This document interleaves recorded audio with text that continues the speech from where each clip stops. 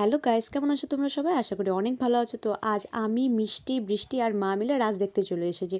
আর basically আজ আমি রাজ দেখতে এসেছি মিষ্টির জন্যই, কারণ মিষ্টি বলছিল যে কুট্টি পিকে ছাড়া যাবে না।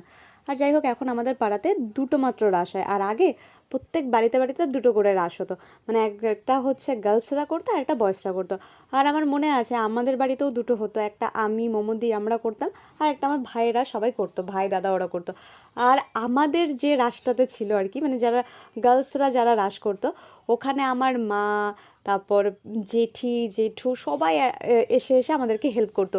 মানে কি না করা, এই বালু নিয়ে আসা, কয়লার গুঁড়ো করা, মানে কত এক্সাইটমেন্ট একটা কাজ করতো। আর মানে হয় না যে এখনকার স্কুলে কি বড় বড় প্রজেক্ট দেয় না, তো সেরকম আমরা মানে রাসটাকে একটা প্রজেক্টের মতো নিতাম। আর দারুণ মজা হতো। আর আমরা তো শুধু রাস করতাম, আর আমাদের যে ভাই দাদারা ছিল ওরা কী করতো, ওরা আবার রাসের মধ্যে প্রতিযোগিতাও করতো। তো মিষ্টি তো এইসব দেখেনি, তো মিষ্টির প্রচণ্ড এক্সাইটমেন্ট। আর মিষ্টি আমাকে খুব জিজ্ঞাসা করছিল কুটিপি এটা কি ওটা কি। তো যাই হোক, ইচ্ছা আছে যে মিষ্টি একটু বড় হলে আবার আমাদের বাড়িতেও একবার রাস করবো, কারণ যাতে মিষ্টিও আর কি এগুলো দেখতে পারে।